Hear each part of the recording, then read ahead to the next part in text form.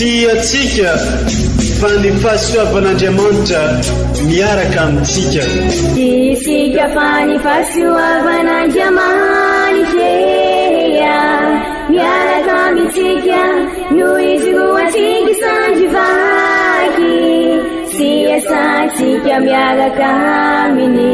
Ny fianakaviana no tany-ketsa ipoiran'ny vocation.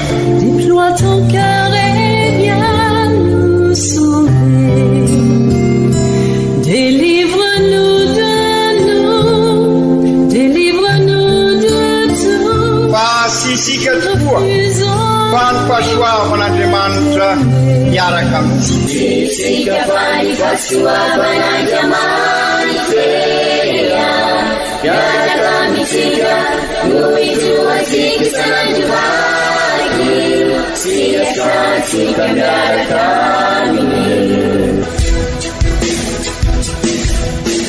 Fa olo raika atokotrantsika ao aminy, fianakaviana iray ao aminy, tsy misy efitrevitra. Ny olo no mampizara indraindray, fa Andriamanitra i Jesoa lay mpiandrony tsara ran'olotra ny aina, olo raika.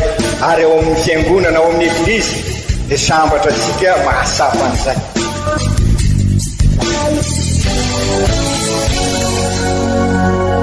Olo araiky atsika atambatry ny fanahy masina kamiray, olo araiky ao amin'ny Kristy.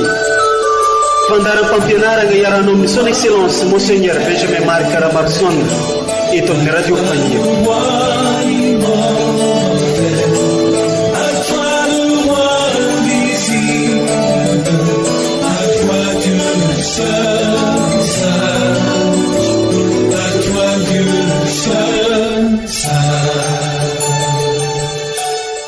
Holbeo Andriamanitra ry tany tontolo, antsao ny anarany bevoninahitra. Alleluia.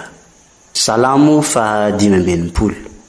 Faly magnambola tsara atsika jiaby eo vetsenkanavaka, atsika magnaraka tsy tapaka ty onjam-peo mamitsika ity. Onjam-peo natao ampitambatra atsika ologno raiky, natokana ihany koa agnitarana ny vaovao mahafalin'ny Kristy. Isaoranay ihany koa ianareo zay mpagnaraka tsy tapaka mandraigny matsagna ariva ity onjam-peo mamitsika ity. Ary asainay ampitiavana ihany koa agnaraka izy ty ampinona, ampitiavana ary amin'ny fanantenana tokoa. Ny eglizy niany ty manolotro ny loha hevitry lehibe amintsika amin'izao alahady fahatelo amin'ny paka izao, mitoera eto aminay ry Tompo. Noho izany, ndeha ary hoarantsika ny fampianarana ndraiky toroteny arosony ny ray aman-drenitsika son excellence Monseigneur Archevêque Benjamin Marc Caramarson amin'ny alalan'ny fagnazavagna ireo dakiteny masina samihafa atolotro ny eglizy amintsika iniany ity.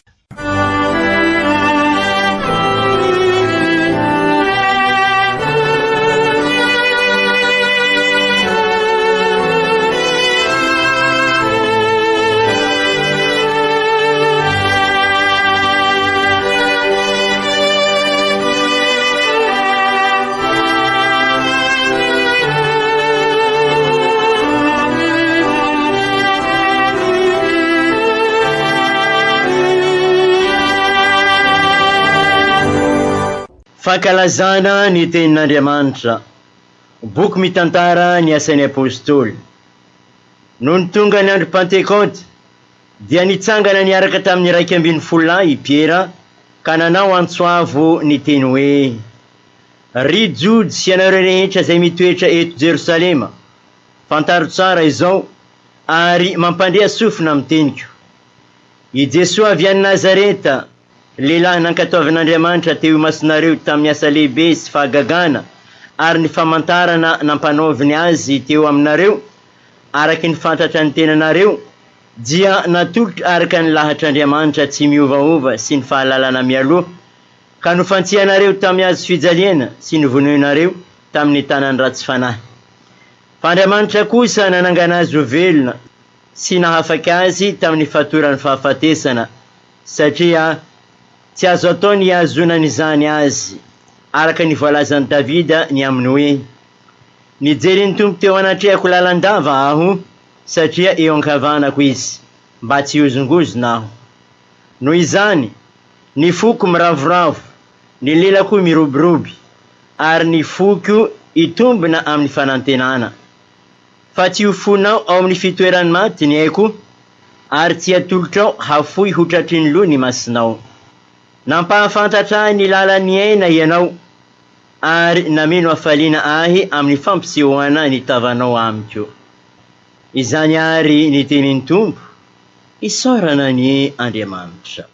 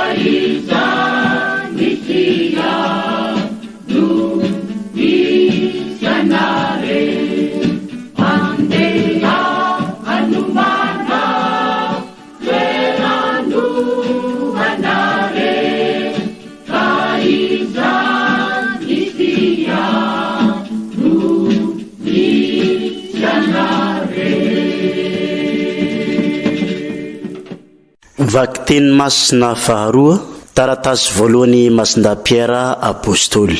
Ry hava malala, raha ilay tsy mizaha tavan'olo, fa mitsara ny ologno rehetra araka ny asany avy. No antsonareo hoe ray, dia aoka hitondra tena ampahitahorana ianareo mandritra ny andron'ny fivahinianareo ety.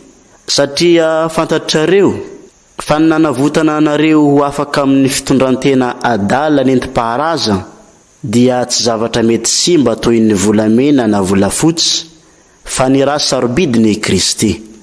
Ilay zanak'ondry tsy manantsiny amankilema dia ilay talohana riana an'izao tontolo izao no efa voatendry, fa tamin'izao andro fariny izao vao naseho noho ny aminareo.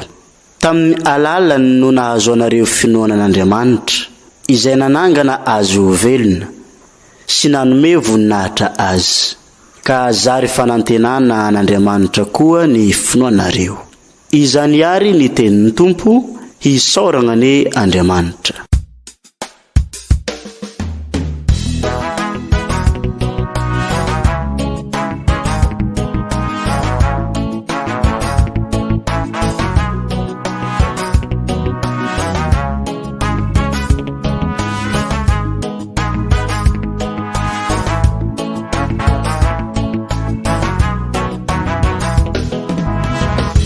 Alléluia, Alléluia.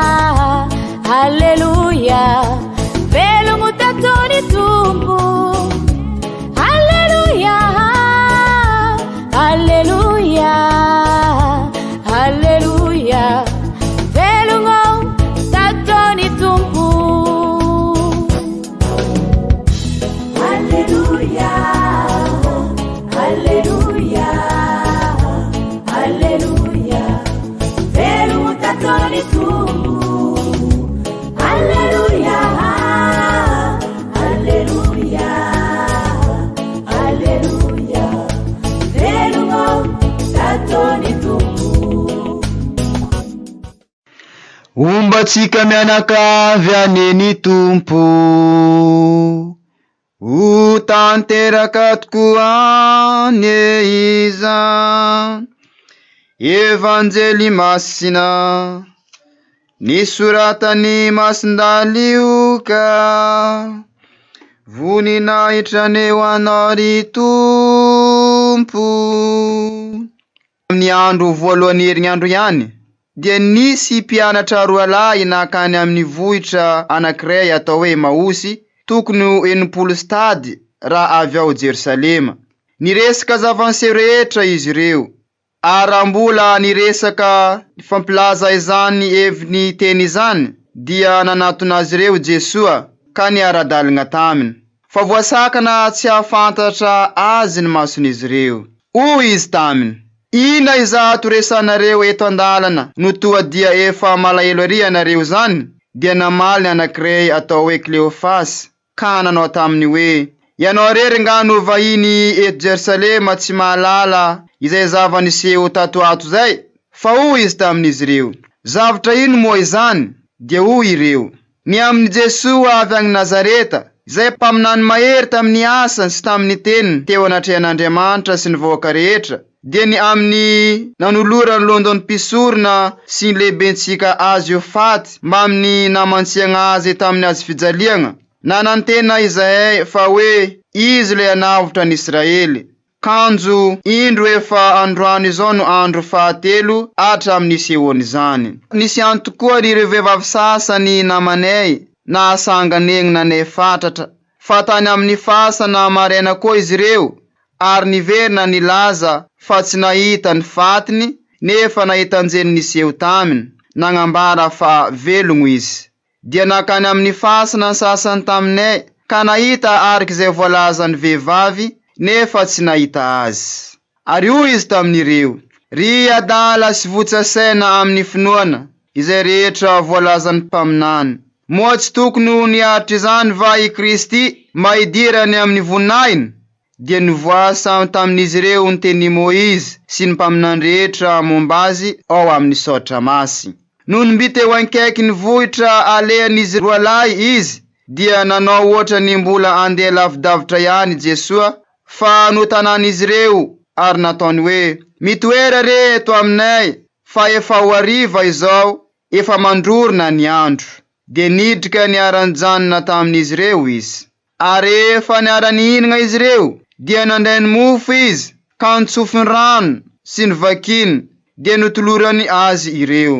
Izay vao nisokotra ny mason'izy ireo, ka nahalala azy, fa izy kosa tonga dia tsy hita intsony. Dia nifampilaza izy ireo ka nagnano hoe, akory izany fiedretry ny fontsika tao agnatintsika, fony izy niresaka tamitsika teny andalana, sy nivoafiny nisotra masiny tamitsika.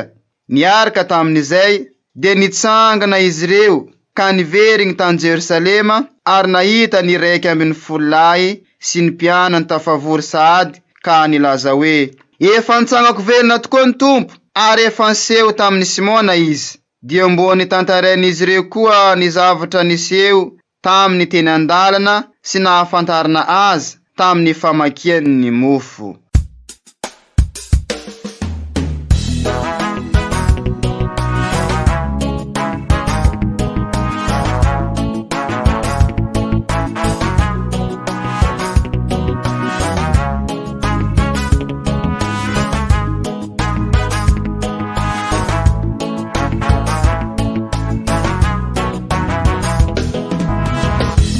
Alleluia, alleluia.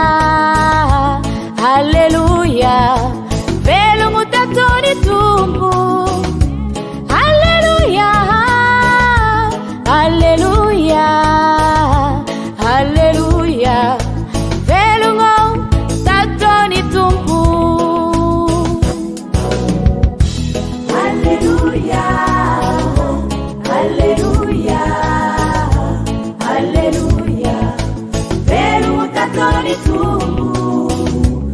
Haleluya, haleluya, haleluya.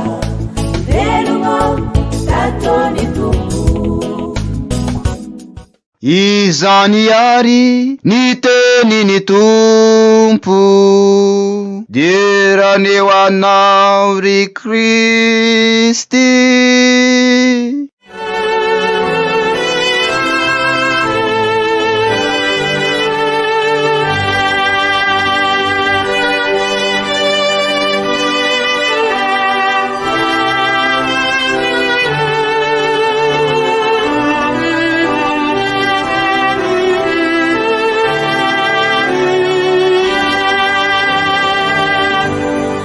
Ry kristianina ava-malala, tena mbola ao anatin'ny hafalian'ny Paka tokoa isika, ka okary io vonina anisy aleloia ny fiainantsika, satria miara-dalana amintsika Jesosy nitsangako velona, mpiara-belona amintsika izy. Marina sy hoe nanafona ny fasana i Jesosy, misy mandrakariva ny fahafatesana satria misy fetra isika olombelona. Tsy hoe nanafona ny fahoriana i Jesosy ny fizaliana, misy fa amin'izao misy dikany vaovao ireny rehetra reny ao amin'ny Jesosy nitsangako velona. Izy tokoa ny lalana sy fahamarinana ary fiainana. Eo anivontsika miatrika izao Kristy ao izy, miara-dalana amintsika, miara-mamakivaky ny tontolo-piainantsika izay ao anatin'ny fahasahiranana sy fizaliana izy. Izany no ankalazaisika amin'izao lahady fahatelo amin'ny Paka izao. Ny evanjely androany tokoa dia mitantara ireo mpianatra roalahy avy tany Emaosy, avy any Jerosalema, ilay tanàna masina, ilay tanàna ny fiadanana izy ireo. Ary feno ankaviana tena maneho miendriky ny fiainansika ny tantaran'ireo mpianatra roalahy ireo. Namakivaky ny herinandro masina isika tamin'ny lohevitra hoe miara-miditra amin'ny Jesosy ao Jerosalema, mba hiara hisangana aminy ao Jerosalema. Jerosalema ilay tanàna masina sy fiadanana isika teo. Ka raha miara-maty amin'ny Jesosy tokoa isika amin'ny fahotana, dia miara-mitsangana aminy ka handray ny fiadanana sy ny hafaliana araka ny voalazany, fa sy ny fiadanana araka izay omeny izao tontolo izao. Namakivaky ny fiainana miaraka amin'ny Jesosy ary isika, mpiara-belona amintsika tokoa Jesosy, sy lavitra izy na lasa any an-danitra azy, ivim-piainansika izy ka sy misaraka amintsika, fa indraindray no ny amafin'izay fiainana izay tahaka ny amin'izao fotoana iainantsika izao, dia takona ny masosika ka sy mahita ny Jesosy, bada ny sofisika ka sy mandrea ny Jesosy, rakotra ny fosika ka sy mitempo ny fitiavan'i Jesosy, rakotra ny vavasika ka sy mitenina amin'ny volagna ny Jesosy, fa ny fitenina ny fivolangan'izao tontolo izao no ampiasaitsika dia ny herisetra, ny fitiavatena,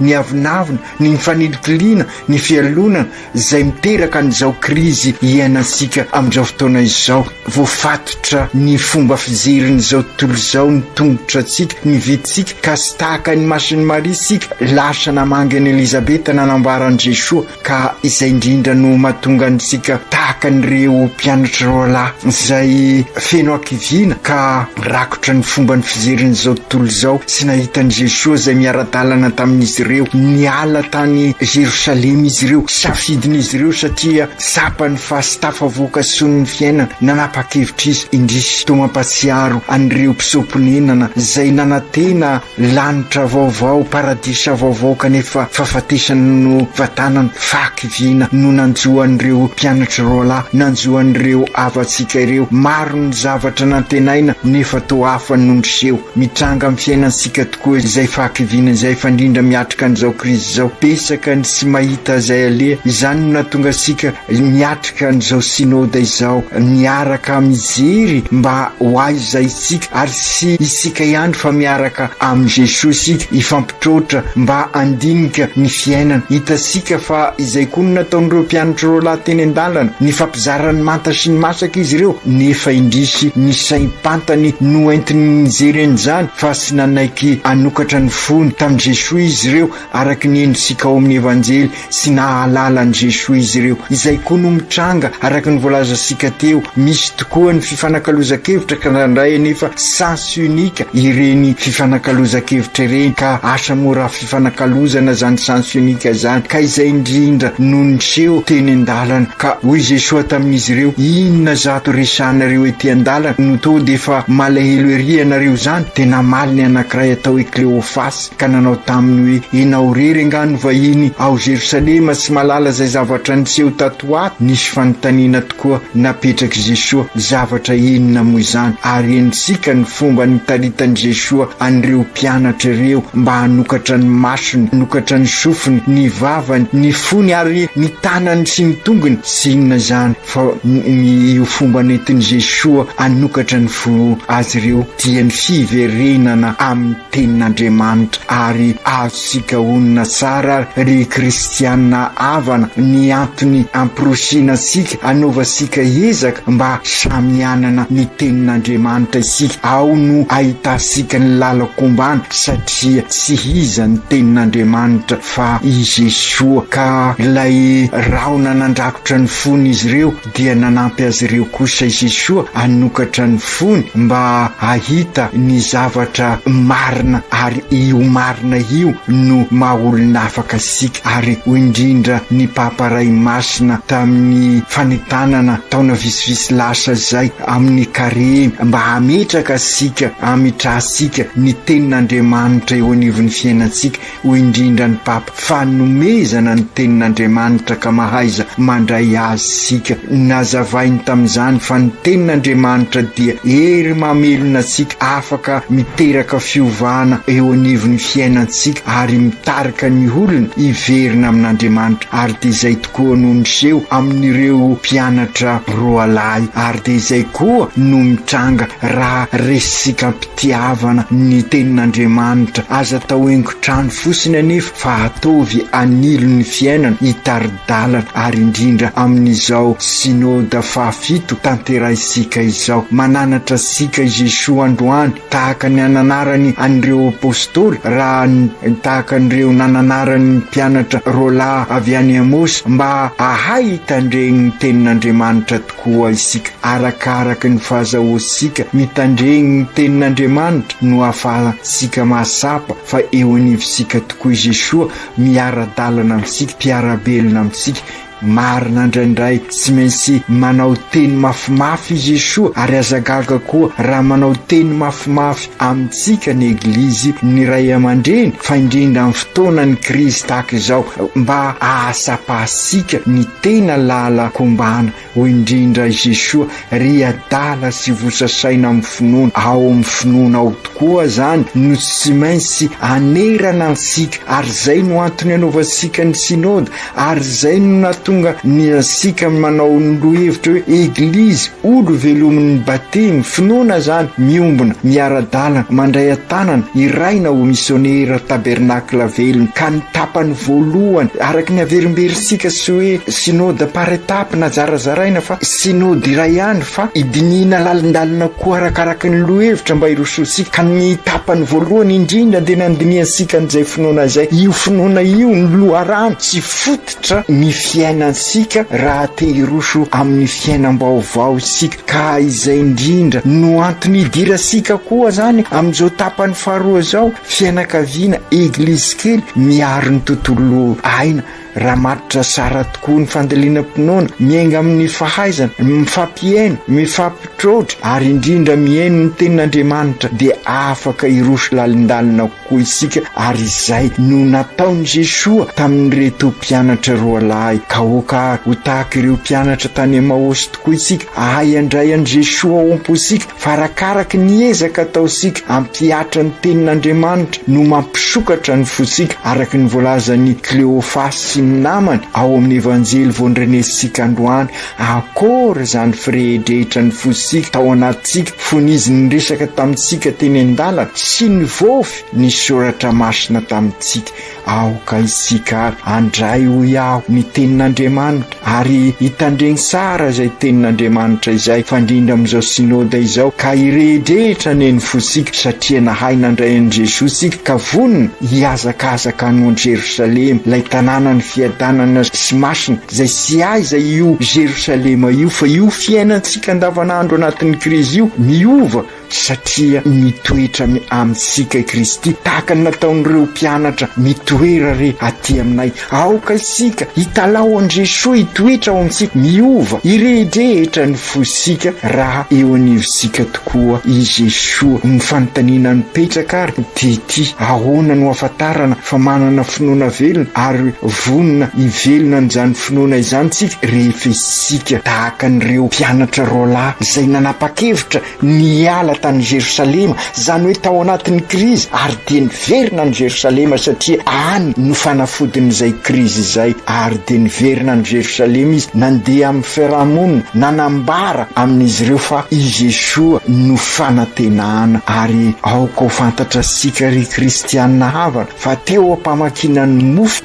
dia tsy hita Jesosy, ary zay ny finoana le lazaisika teo. Isika mahita Jesosy amin'ny Eukaristia ary mandray azy eo am-pelantanantsika, ary isaky ny mandray azy sika ka tenenin'ny pretra hoe vatany Kristy dia mamaly amen isika. Ary rehefa tapitra ny Eukaristia dia lazain'ny pretra isika omba sika menakavy aneny fiadanan'ny tompo ho tanteraka tokoa ny izany hitantana ny diansika ny Kristy isorany Andriamanitra, izany hoe hitantana ny diansika iverina ny Jerosalema lay fiainansika anandavanandro io, ka any sika no manambara any Kristy fanantenana ho an'olona zay very fanantenana amin'izao fotoana izao.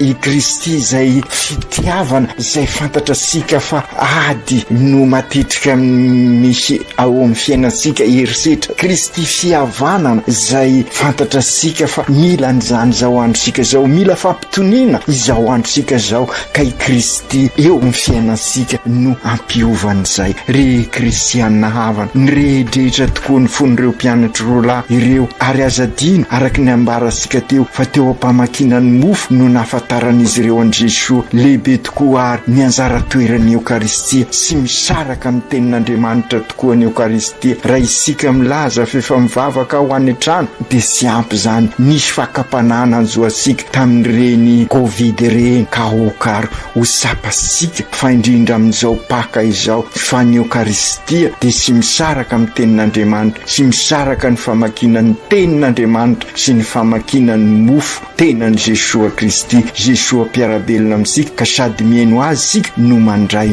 ny tenany, ary zany no paka ho asika. Rehefa paka ny fiainansika dia feno aleloia, ka hay ampitrotra ny finoana sy ny fiainana sika. Voalazan'ny Masindapiera fa tena sarobidy tokoa izao paka sika izao, izao batemisika izao. Izany no mahatonga sika nome asina ny finoasika ka andresasika tanana ny Eglizy. Tamin'ny alalany no nahazahoanareo i Masindapiera finoanan'Andriamanitra izay nanangana azy ho velona sy nanome voninahitra azy, ka zary fanantenana an'Andriamanitra koa ny finoanareo. Katolika isika vita batemy, manome asina ny finoana, mandray atanana ny Eglizy ka mamelona ny dioseze. Ilaina ny Eglizy trano vato fa sara kokoa ny milaza hoe izao no Eglizy velona mandray atanana ny finoko tahaka an'ireo apôstôly. Ary dia izany no ataosika amin'izao sinoda izao, ka mampirisika sika hikatroka bebe koa sy ravoravo-tanana fa hirosy lalindalina koa amin'ny fanatanterahasika ny sinoda. Izany raha teo no nataon'ny Piera sy ireo apôstôly hatramin'ny voalohany, nandray ny fanahy masin'ny batemy izy ireo ka sy navozo sy natahotra nandray ny finoana, ary nizara izany tamin'ny mpiarabelona tamin'izy ireo araky ny voalaza ao amin'ny vakiteny voalohany. No ny tonga ny andro ny Pentekoty dia nitsangana niaraka tamin'ny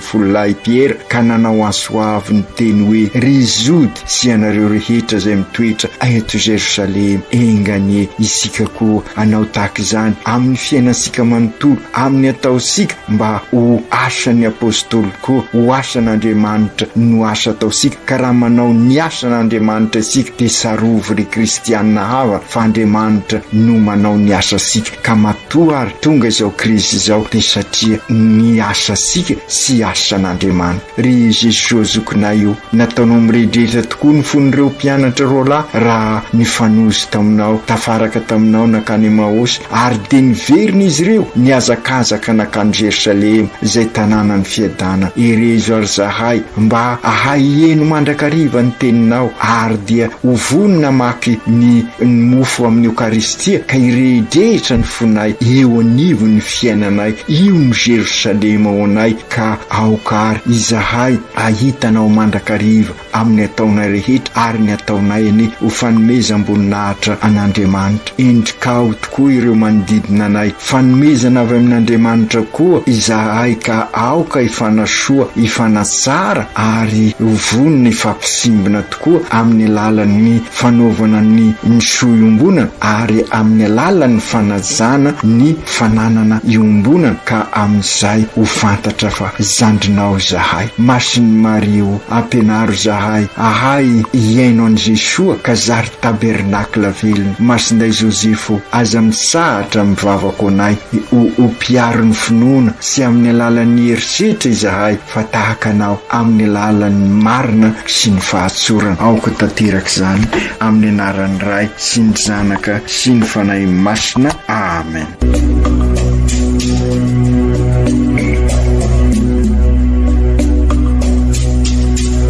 Tsy atsika fa ny fahasoavan'Andriamanitra miaraka amintsika. Isika fa ny fahasoavan'Andriamanitra miaraka amintsika noho isoatsika sandrivaky sy asantsika miaraka aminy.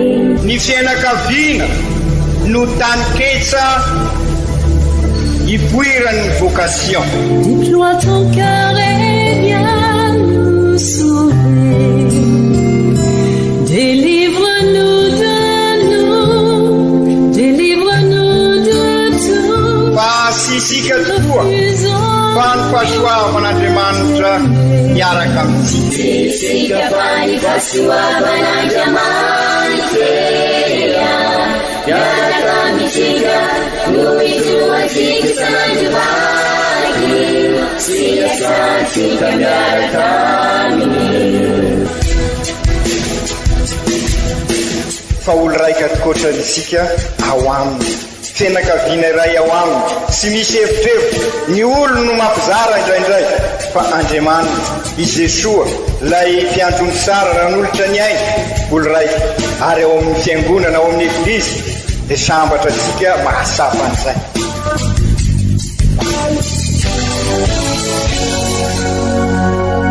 Olo araiky atsika atambatry ny fanahy masina kamiray olo araiky ao amin'ny Kristy. Fandaram-pampianarana iaranao amin'ny son excellence Monseigneur Benjamin Marc Ramaksona eto amin'ny radio Fania.